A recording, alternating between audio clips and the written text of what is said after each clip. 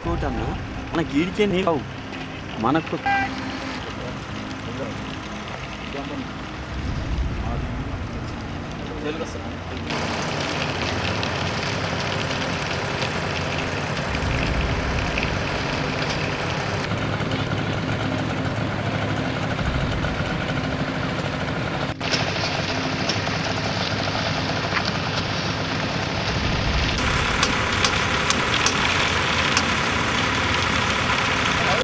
तेल वाला उधर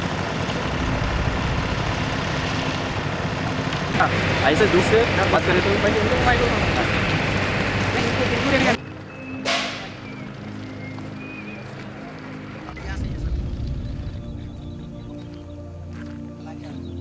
మేము చిన్నప్పటి నుంచి చూస్తాం సార్. అక్కడ ప్రాజెక్టు లేండి, ప్రాజెక్ట్ అవుతుంది, నీళ్ళు వస్తాయి మీకు అక్కడ ఇక్కడంతా సస్యశ్యామలం అవుతుంది అని అంటారు.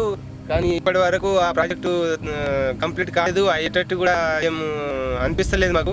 ఎందుకంటే ఈ ప్రభుత్వము మహారాష్ట్ర ప్రభుత్వం ఇద్దరు ఏం పొందడానికి అనిపిస్తలేదు.